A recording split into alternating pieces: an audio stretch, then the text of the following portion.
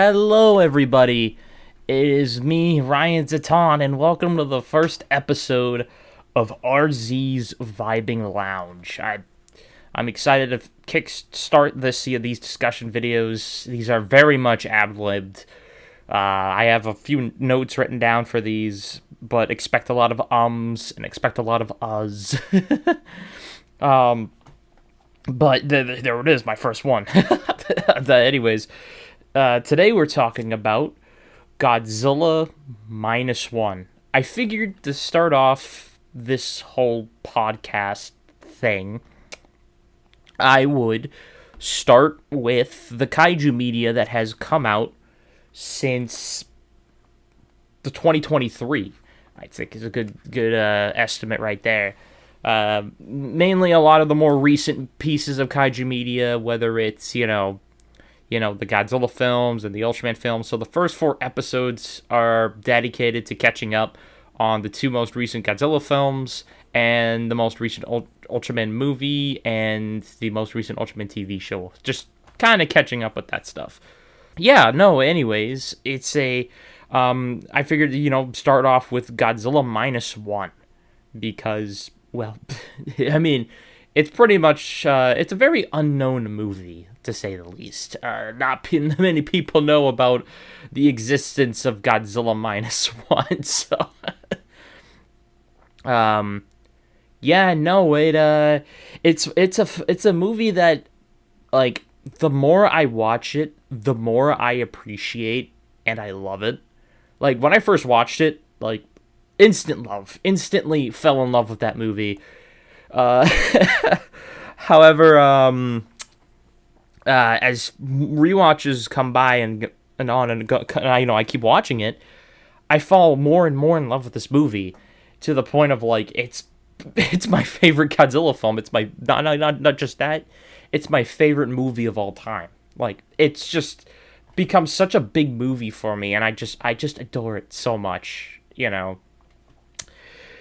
And the thing about this movie that's interesting too is that it has had a big impact with not only Japan but in the States. I believe it is the highest grossing Godzilla film in America to our highest grossing Japanese film in America, the highest grossing Japanese film, live action Japanese film going into American theaters. It won an Oscar, which is a very big accomplishment. It went up against films like Guardians of the Galaxy 3 and The Creator which was directed by Gareth Edwards, which I thought was a pretty cool little thing. But the most important part about that wasn't the fact that it won an Oscar. It's the fact that the people who announced it were Arnold Schwarzenegger and Danny DeVito. That made me laugh. I loved their joke with Michael Keaton in the crowd, just like, yeah, come at me, I'm Batman, I'm gonna take you both on.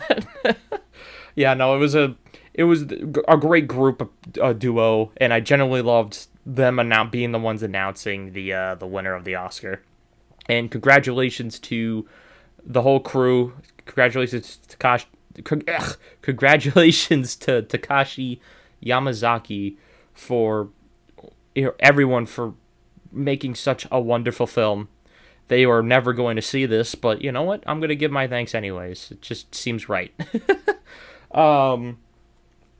Yeah, no, it's a very impactful film, and I think its impact will stay the same, for the better. Now, of course, there are people out there that I'm kind of indifferent on when they bring up -1, and by that, I mean those that go, oh, 54 came out and there were no other good Godzilla films, and Godzilla films wouldn't get good again until -1. I'm like, oh no.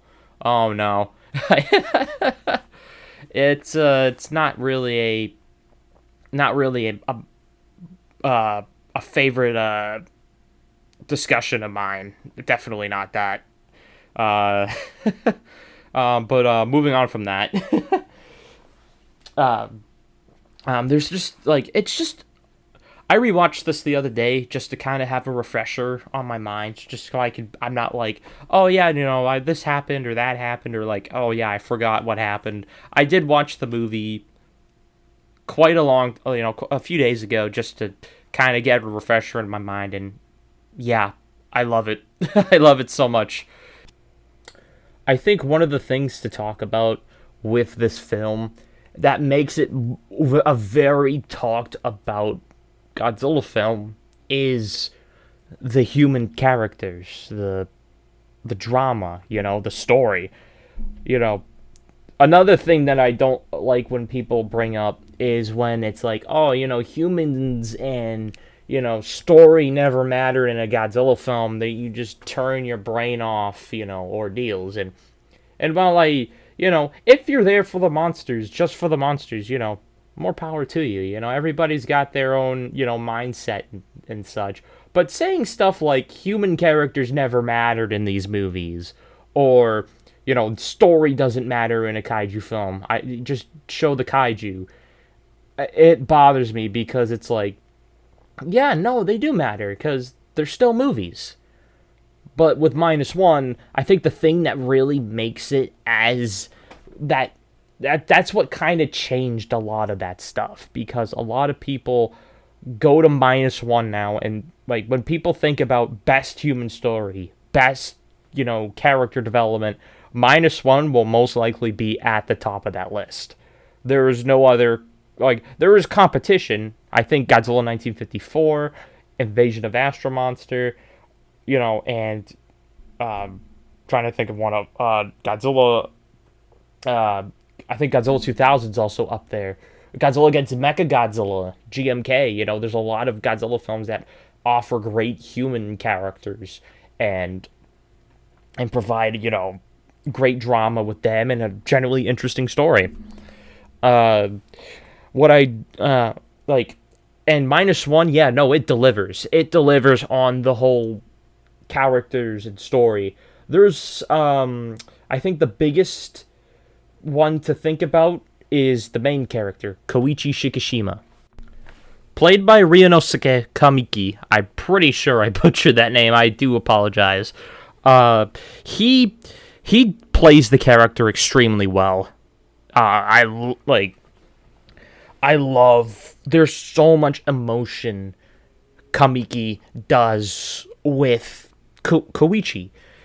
Like there are scenes where you feel the pain that he goes through in this movie, and it's thanks to Kamiki, and he's able to convey those emotions in the movie. You genuinely feel you feel horrible for this character because he goes through so much, both through acting and writing. And Koichi will go down as perhaps one of the best characters in a Godzilla film, perhaps the best. And this is something that I also really I just can't get out of my head. And this is because the film was not fresh new as as I was taking my creative writing class. I wrote a story with kaiju, for a kaiju story, and my professor brought up a great idea about how the greatest stories of a monster have the creature, whatever the creature is, and the main character, him or her, they have personal stakes. Like, the main character has personal stakes with the monster, and my god, -1 is perfect at that. It is, because -1 represents, Godzilla, not -1, Godzilla himself represents the guilt, the guilt that Koichi has felt throughout all this time, not being able, because he's an ex-kamikaze pilot, he was scared to, he couldn't do his job, he didn't do his job because he was scared to, he couldn't shoot Godzilla shoot Godzilla with the guns, thus leading to the deaths of multiple, of the repair crew, of the mechanics over in Odo Island. He caused, he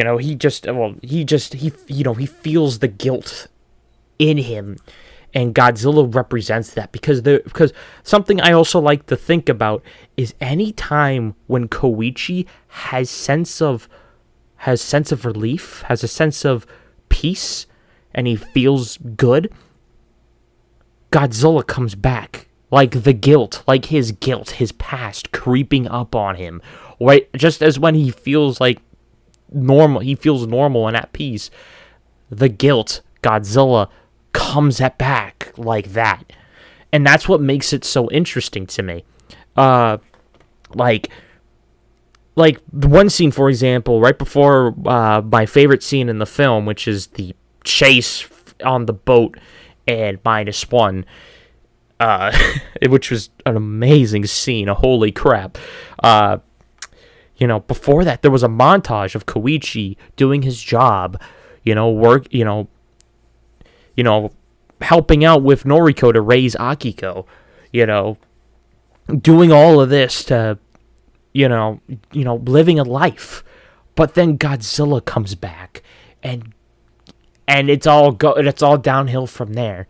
And the second part, Ginza, when, it's after, I believe Koichi just has this stuff creeping back on his head, and he's with Akiko, just trying to have some time with his daughter. Unfortunately, the Ginza attack happens, and Godzilla strikes. It just feels like Godzilla is the guilt that Koichi has, and it just keeps coming back to him. And then Koichi, at the end of the film, is like, okay, I gotta take this on. This is not just, this is not just, a battle to save Japan. This is a battle to save myself, because I can't live with the fact that this thing keeps coming back, creeping up when I'm trying to live my life. I need to finish this, my terms. And that's what makes the personal stakes between Koichi and Godzilla so good. And it's such a well done part of the movie. Like it is some of the best writing I have seen in a kaiju film. I know that is, I know that is a very basic thing to say for Godzilla -1, but it's true. It's a great movie. It does great at capturing that guilt, I think another great thing about this is, very much like some of the more, the bigger some of the other solo Godzilla films, like 54, 84, and Shin, they touch upon allegories, from, allegories to the country, 54, obvious, 84, Japan's, side on the cold, Japan's side on the Cold War. Shin Godzilla was a critique of the government for not acting swiftly enough for such a horrid disaster. And -1, I feel, is very similar in the way of it criticizes the Japanese government back then and how it treated life. And that is probably, something that a lot of people will look back fondly with this film, is its theme of living in life, and a part of it is criticizing the government for causing all of the, treating life like it's just to be thrown away. For example, Koichi, as I said, was a failed kamikaze pilot, but he couldn't do it, which, not a lot of people can do it. It's a very, and just for back then for it to be thrown away, life to be thrown away like that. That's what the film's, that's kind of a criticism, to how, life was, how humans were treated by the government. -1 has so many themes like that, and more themes that just add upon it, that just make it such an interesting movie, And Koichi's not the only great character. I loved Noriko, played by Minami Hamabe. Kenji Noda, played by Hidetaka Yoshioka. I think, there's a lot of great characters here, especially Kenji Noda, because his character has a cool little, I'm not going to say twist, but it's like he, comes up with this really cool plan. He comes up with the plan to defeat Godzilla. And the night before they go out, he makes a speech saying, this country has treated, its civilians pretty poorly, and it's just like he's such a good character, and there are so many great characters in this film, and it handles it all so well. Like, I could go on for like days upon each character. So yeah, no, but minus one has a great story. It has so many great twists. It has so many, wonderful, it has so many interesting, like, elements to the story, seeing how Godzilla is such a personal thing with Koichi is such a big thing for me, I love the trio. The doctor, the captain, and the kid, which is their nicknames. And just how, they do truly care about, Koichi, and they see him as a friend. Another shout out is Tachibana, who is the remaining survivor of the repair crew, the mechanic crew, on Odo Island. And he had the full-on belief that Koichi caused it. He's like, dude, you caused this. It's like you could have taken the shot, but you didn't. And so it just like at the end, you have this idea that Tachibana is like, yeah, no, you got to do what you got to do. But, you see him talking more about how the plane works. But the coolest thing is that at the end of the film, after, Koichi flies into Godzilla's mouth, and you're actually thinking, oh my god, did he actually just sacrifice himself? And you see the airplane, it goes back to Tachibana showing him the ejection seat and going, live. It just shows how life plays into a big, the life of a human plays into a big part into this, this movie. It's not something life's not something to just throw around. It's something that's sacred, and, you should you should live. You shouldn't have to go out and sacrifice yourself. You should live. And it's just such a well done story. Like I said, I could gush upon it about this for hours or even days. But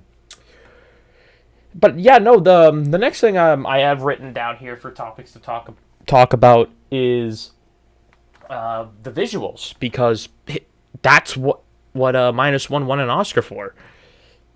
It best visuals, best effects, beating stuff like Guardians 3 and The Creator, which honestly I'm still surprised, because Guardians of the Galaxy 3, I know the Marvel movies are very hit or miss with visual effects nowadays. I totally agree with that.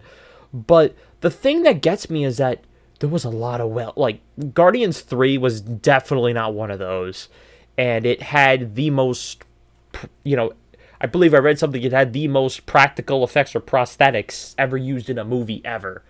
And so I was like, I would be, if it's going up against that, I would, it seemed like a good contender to win. But minus one won, and yeah, no, I see why. The film looks great. Godzilla looks just looks phenomenal. Like, the CGI was done really well, not only for the big Godzilla, but also the little Godzillasaurus not Godzillasaurus, but, the pre-radiated or giant Godzilla at Odo Island. You know what I'm talking about. It all looks great, but the thing that I love the most about this movie is the color grading.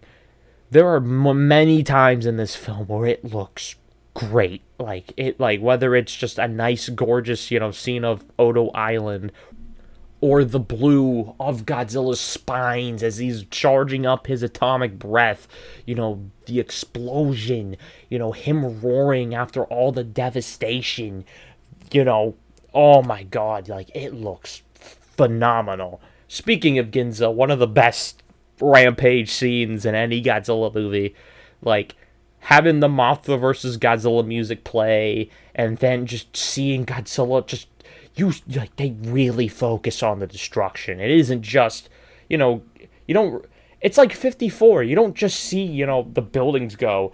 You see everything. You see Godzilla squishing people underneath his foot. You see people going up from Godzilla causing, the ground to go up. Godzilla biting on the plane. There's so much attention to detail and there's so much that, that you see with it, and it's just incredible. Like, one of the best rampage scenes in a Godzilla film, period. But yeah, no, the visual effects and the color grading are both stunning. And it's just like, yeah, this is definitely a film that is warranted of such an award. Like, absolutely, the film looks great.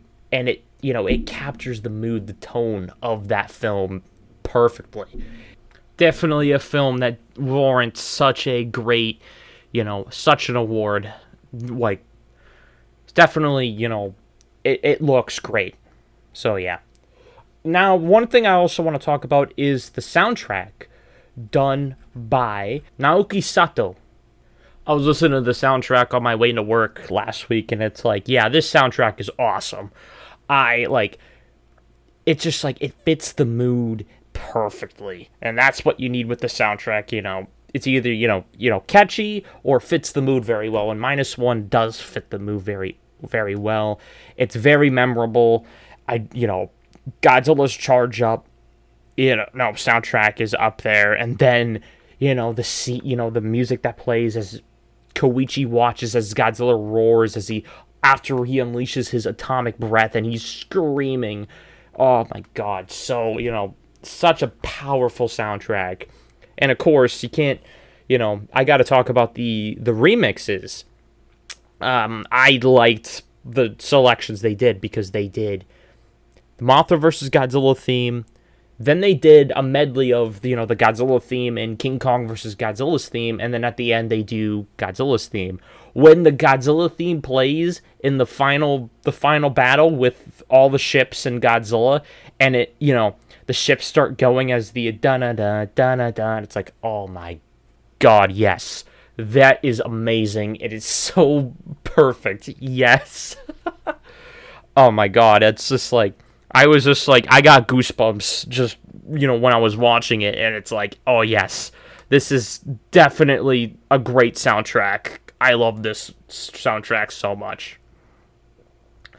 One thing I also wanted to bring up with this film, actually, as I think about it, is, the ending. Because I know the ending is mixed with, it's hit or miss. I've seen a lot of people, like, even if they love the movie, they're like, yeah, no, the ending isn't that great. I personally liked the ending. It was like, oh my god, she's alive. That's, this is one thing that Koichi is able to have. And that's what I saw it as, was that Koichi went through so much in the movie. He needs at least one thing. Just one thing to kind of like, okay. Plus, if they're not doing it this movie, if they're doing a sequel, which most likely they are, they're going to do it. They're going to pull the trigger there. So, but yeah, no, I personally didn't mind the ending all that much. I generally I thought it was a really good ending. I thought it ended on a great note, and it makes me excited. Hopefully they make a sequel. If not, -1 is a great film as is. And that's what kind of the takeaway of it is that Godzilla -1 is an amazing movie. It does so many things right. It has phenomenal story, phenomenal characters, great themes, themes that make you think. It has great visual effects, some great action sequences, like I mentioned, my favorite being the the ship chase where Godzilla is swimming, because I was just like, holy crap, this is horrifying. Because, someone who's kind of terrified of the sea, you see this giant monster swimming towards you, and it's just like, oh my god. I think it is a scene that I never knew I wanted until then, and I got it, and I'm like, oh my god, this is amazing. Like, the Ginza rampage, as I mentioned, was wonderful, and the final battle was all the more satisfying. It was awesome. Yeah, no, like, I keep thinking about it, and as I said earlier, -1 is quite honestly my favorite movie after rewatching it. It's just, like, I think it is, the Godzilla film. To me, it is the Godzilla film that I wanted, and they handled it so well. Like, I love kaiju films that not only have great spectacle and provide a lot with the monsters and the creatures, which is what I go to see these movies for. They also provide such an engaging story, such a great cast of characters to make me go, yes, this is even better, to make me just, it amplifies the experience, great visuals, great, it's a perfect mixture of style and substance, which is what I love in a kaiju project. And I think -1 is one of, if not the best example of that. And I think -1 will be remembered in the franchise's 70 plus years of being one of the most important and one of the most, groundbreaking films of the franchise. With that being said, I think that's a wrap here. Thank you all for checking this out. I actually had a lot of fun talking about this movie again. And I'm excited to talk about more stuff. I want to give a big shout out to my good friend KaijuCoby, who, who was able to create such a wonderful art piece that I'll be using for this, these discussion videos, this podcast for the time being. And, I'm excited to talk about more of it. And who knows, maybe later down the line, I'll have guests along with me, and maybe I'll be able to, talk with guests and such, and it'll be a lot of fun. Anyways, the next thing we'll be talking about will be Godzilla x Kong, the New Empire. So get ready for that. Thank you all. This is Ryan Zaton, signing off. See ya.